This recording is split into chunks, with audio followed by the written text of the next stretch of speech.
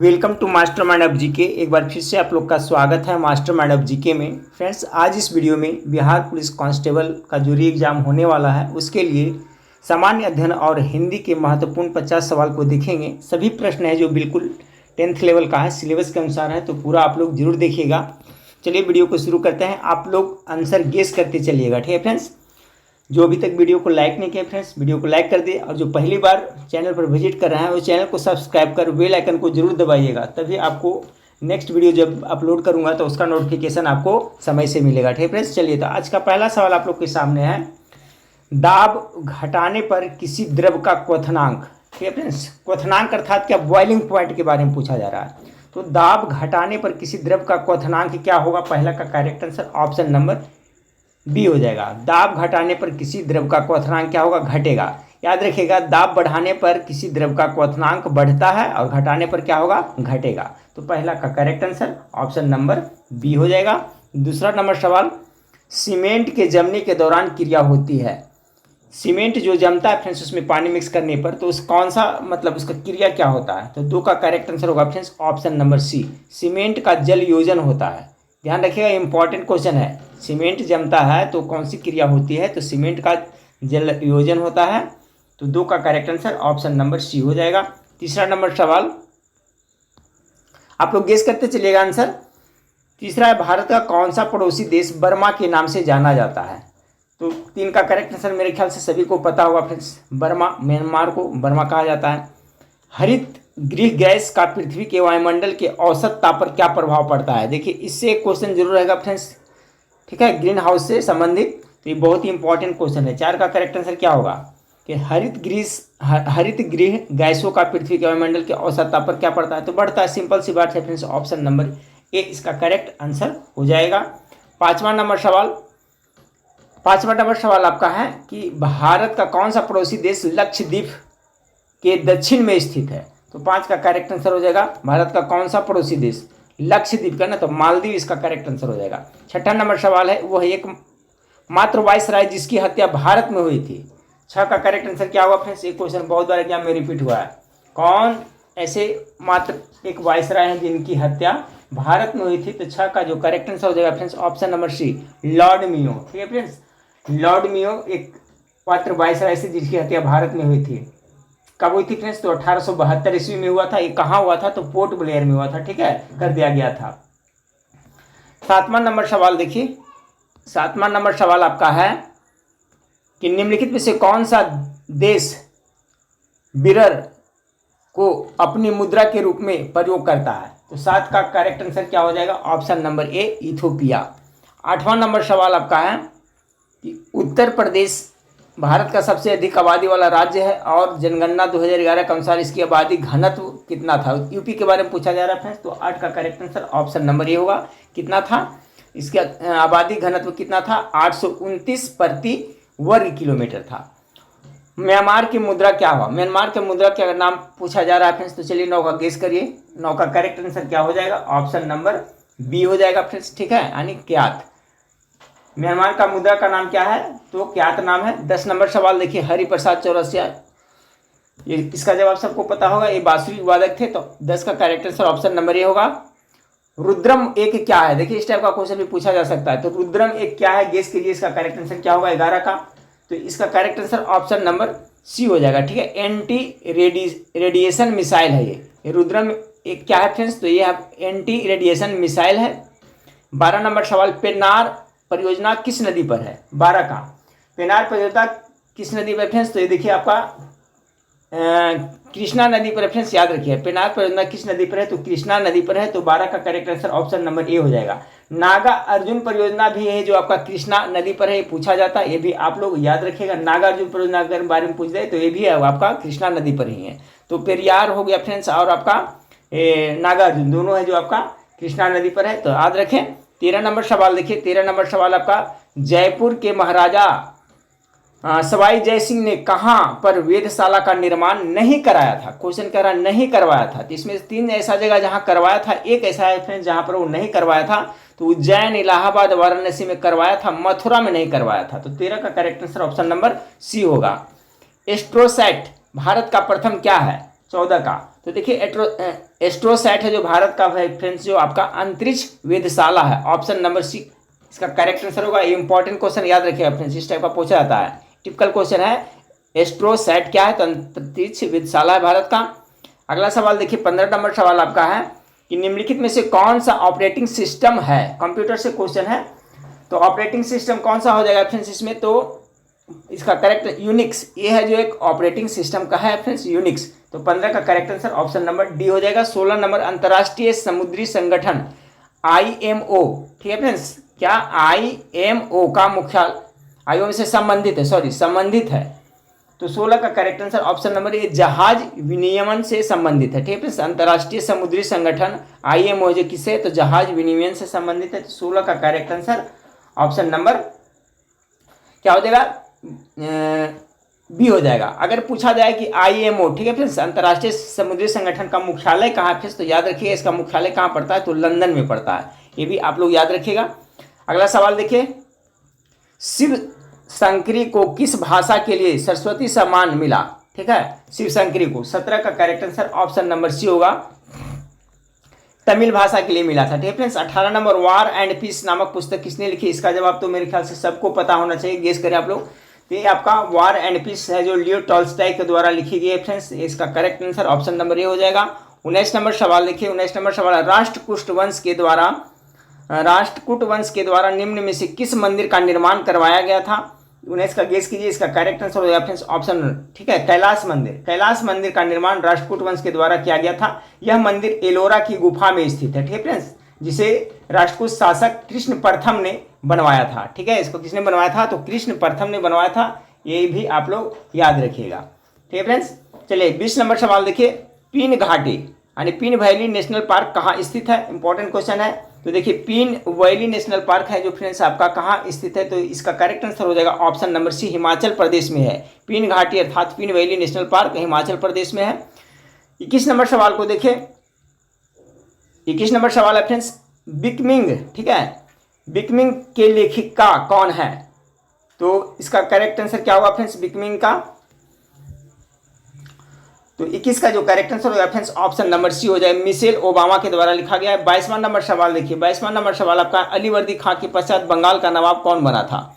तो अली वर्दी खां के बाद में जो बंगाल का नवाब बना था, गेस करिए इसका करेक्ट आंसर क्या होगा 22 नंबर सवाल का? 22 का करेक्ट आंसर हो जाएगा ऑप्शन नंबर सी, सिराजुद्दौला बना था, ठीक है फ्रेंड्स, सिराजुद्दौला बना था। तो ऑप्शन नंबर सी इसका करेक्ट आंसर होगा। 23 नंबर, अमुक्त माल्याद का लेखन किसने किया था? तो 23 नंबर सवाल का जो करेक्ट आंसर होगा ऑप्शन नंबर ए, कृष्णदेव राय के द्वारा लिखा गया। ये भी इंपॉर्टेंट क्वेश्चन है, बार बार आपको सेट में देखने को मिलता होगा। चलिए तो 24 नंबर सवाल देखिए, धान एवं जूट किस जलवायु की फसलें हैं? गेस करें फ्रेंड्स, धान एवं जूट, धान कौन सा फसल है? तो खरीफ फसल का उदाहरण है फ्रेंड्स, ये भी याद रखिएगा। खरीफ फसल और रबी फसल से क्वेश्चन अभी पूछा जाएगा। 24 का करेक्ट आंसर होगा उष्णकटिबंधीय आर्द्र जलवायु का फसल है धान और जूट, ऑप्शन नंबर डी 24 का करेक्ट आंसर हो जाएगा। 25 नंबर है, किश्तवाड़ नेशनल पार्क कहाँ स्थित है? तो 25 का जो करेक्ट आंसर होगा फ्रेंड्स ये जम्मू कश्मीर में स्थित है। किश्तवाड़ नेशनल पार्क कहाँ स्थित है? तो जम्मू कश्मीर इसका करेक्ट आंसर हो जाएगा। अगला सवाल देखिए, अगला आयरन लंग्स का कार्य क्या है? ठीक है फ्रेंड्स, आयरन लंग्स का क्या कार्य है? 26 का करेक्ट आंसर क्या होगा? तो देखिए आयरन लंग्स फेफड़ा से संबंधित होगा फ्रेंड्स, एक कृत्रिम श्वसन है, ठीक है फ्रेंड्स। जैसे डायलिसिस कैसे है फ्रेंड्स आपका किडनी से है आपका, इसी तरह से आयरन लंग्स का है जो एक कृत्रिम श्वसन है। तो ऑप्शन नंबर 26 का सी करेक्ट आंसर हो जाएगा। 27 नंबर सवाल देखिए, 27 नंबर सवाल आपका है कि कौन सा डाइसैकेराइड्स है? ठीक है फ्रेंड्स, कौन सा डाइसैकेराइड्स है? तो 27 का correct answer option number C sucrose हो जाएगा। ठीक है फ्रेंड्स, जो फलों में मीठापन होता है फ्रेंड्स, ठीक है, जो फ्रुक्टोज कहा जाता है, तो उसी तरह से इसमें है डाइसैकेराइड्स है, तो ये सुक्रोज इसका करेक्ट आंसर हो जाएगा। अब फलों में जो मीठापन होता है किसके कारण फ्रेंड्स? तो फ्रुक्टोज के कारण होता है, याद रखिएगा। 28 नंबर सवाल को देखें, मनुष्य का मेरुदंड कितनी अस्थियों से निर्मित होता है? ठीक है फ्रेंड्स, कशेरुकी के बारे में पूछा जा रहा है, तो इंपॉर्टेंट क्वेश्चन है, आपका पूछा जा सकता है।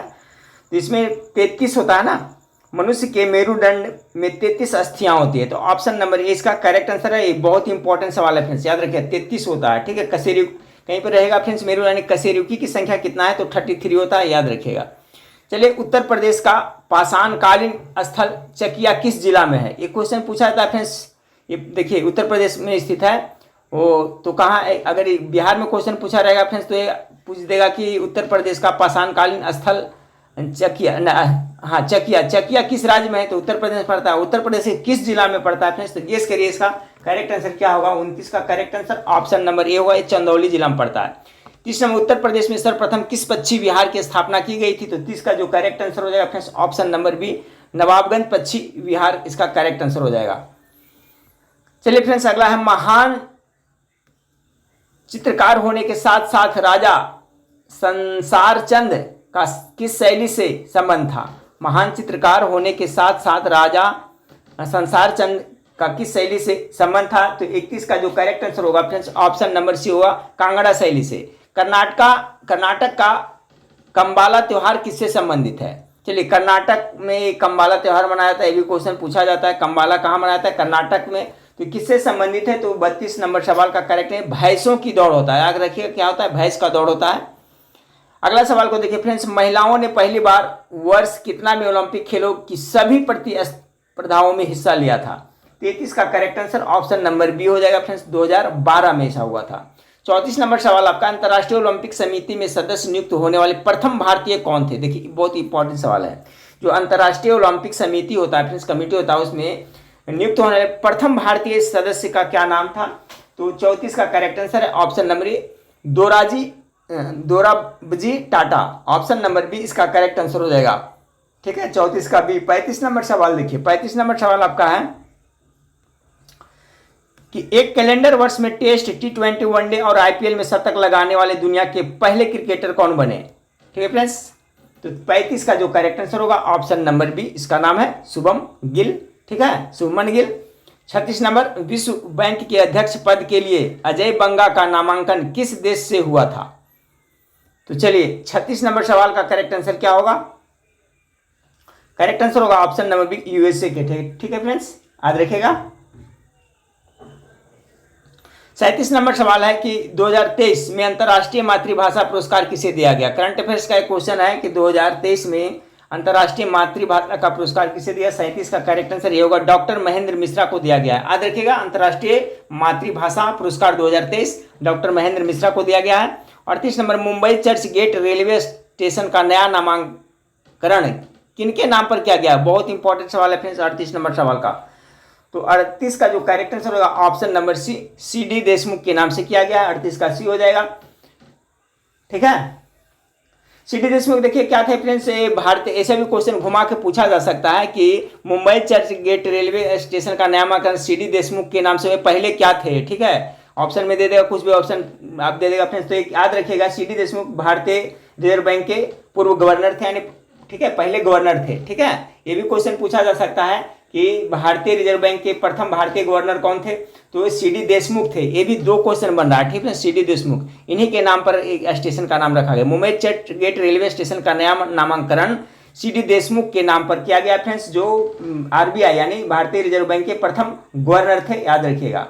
39 नंबर सवाल है फ्रेंड्स, आयकर अधिनियम 1961 की धारा आय को आय शीर्षों वर्गों के तहत वर्गीकृत करते हैं। ठीक है, यहाँ पर धारा के बारे में पूछा जा रहा है, तो देखिए इसका करेक्ट आंसर होगा 39 का ऑप्शन नंबर बी हो जाएगा। ठीक है, क्या हो जाएगा, आयकर अधिनियम 1961 की धारा कितना, तो 14 और आय को पांचवा, यहाँ क्या हो जाएगा फ्रेंड्स 5 आय शीर्ष वर्गों के तहत वर्गीकृत करते हैं। चलिए जीके जीएस का लास्ट सवाल देखते हैं, इसके बाद हिंदी के सवाल देखेंगे 10 फ्रेंड्स, क्योंकि बिहार पुलिस में हिंदी का भी 10 सवाल पूछा जाएगा, तो उसका भी प्रैक्टिस आप लोग देखते रहें। पट्टेदारी यानी पट्टे की भूमि और भूमि राजस्व के संबंध में कानूनन निर्मित का संवैधानिक अधिकार किसके पास होता है, तो 40 का correct answer option number D होगा, केवल राज्य सरकार का। देखिए पट्टेदारी, पट्टे की भूमि और भूमि राजस्व के संबंध में कानून निर्मित का संवैधानिक तो राज्य सरकार का होगा ना, तो ऑप्शन नंबर डी इसका करेक्ट आंसर हो जाएगा। चलिए अब हिंदी से समान हिंदी से 10 सवाल को देख लेते हैं। वृक्ष पर पक्षी बैठी है, इस वाक्य में पर कौन सा कारक है। इसी टाइप का बिहार पुलिस में आपको रहेगा फ्रेंड्स। ठीक है, एक कारक से सवाल पूछा गया है, तो 41 का करेक्ट आंसर होगा फ्रेंड्स अधिकरण।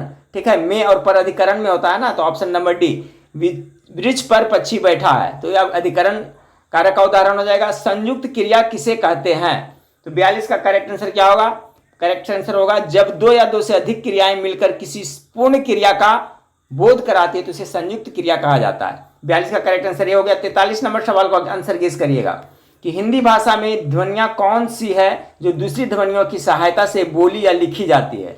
43 का देखिए बहुत इंपॉर्टेंट सवाल है फ्रेंड्स। तो देखिए स्वर तो किसी का सहायता नहीं लेता, नहीं व्यंजन हो जाएगा। व्यंजन है जो फ्रेंड्स क्या है, ये ध्वनियाँ है जो आपका दूसरी ध्वनियों की सहायता से लिखे बोली जाती है। 44 नंबर सवाल आपका फ्रेंड्स की मनौती में प्रयुक्त प्रत्यय है, मनौती में कौन सा आपका प्रत्यय है। 44 का करेक्ट आंसर क्या हो जाएगा गेस कीजिएगा। 44 का correct answer option number B औती आपका प्रत्यय है। प्रत्यय कोई भी शब्द के बाद में लगता है, उपसर्ग पहले लगता है, तो इसमें औती प्रत्यय है। 45 नंबर सवाल के देखिए वर्ण किसे कहते हैं, सिंपल सा क्वेश्चन है, वर्ण किसे कहते हैं। तो 45 का क्या होगा फ्रेंड्स, अखंडित ध्वनि को कहते हैं, ध्यान रखिएगा अखंडित ध्वनि को, ऐसा ध्वनि शब्द समूह को अखंडित, यानी कि वर्ण है उसको खंड नहीं किया जा सकता, ठीक है। तो अखंडित ध्वनि को क्या कहते हैं, वर्ण कहते हैं। देखिए इस टाइप का भी क्वेश्चन आपको पूछा जा सकता है। निम्नलिखित में से कौन सा वाक्य शुद्ध है, इसमें से छांटना है फ्रेंड्स 46 नंबर सवाल का। तो 46 नंबर सवाल का करेक्ट आंसर क्या होगा, इसका होगा ऑप्शन नंबर बी, मैंने अपना काम कर लिया, ठीक है। मैंने मेरा ये गलत है फ्रेंड्स, मैं अपना काम कर लिया ये भी अपना गलत है, मैं अपना काम कर लिया नहीं, मैंने अपना काम कर लिया, ऑप्शन नंबर बी इसका जो करेक्ट आंसर होगा सही है ठीक है फ्रेंड्स। 47 नंबर सवाल है संज्ञा के स्थान पर प्रयुक्त होने वाले शब्द को क्या कहते हैं। तो जो शब्द संज्ञा की जगह पर आता है उसे क्या कहा जाता है, तो सर्वनाम कहते हैं, option number A correct answer. 48 number अस्तित्व शब्द में कौन सी संज्ञा है, ऐसा ही पता चल रहा है फ्रेंड्स। अस्तित्व में आप लोग गेस कर लिए होंगे, इसका करेक्ट आंसर क्या होता है, भाववाचक संज्ञा होगा, ठीक है। बचपन, लड़कपन, मिठास, ठीक है फ्रेंड्स, ये सब भाववाचक संज्ञा का उदाहरण है।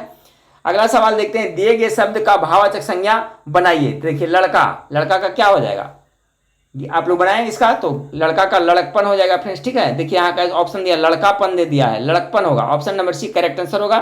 चलिए इसमें लगता है टोटल 52 क्वेश्चन, चलिए आगे देख लेते हैं फ्रेंड्स। निम्नलिखित में से कौन सा शब्द कमल का पर्यायवाची है, ये देखिए याद रखिए फ्रेंड्स, कमल का पर्यायवाची, जंगल का पर्यायवाची है, ठीक है फ्रेंड्स। ये जो इंपॉर्टेंट है वो सबका पर्यायवाची और विलोम सब याद रखिएगा।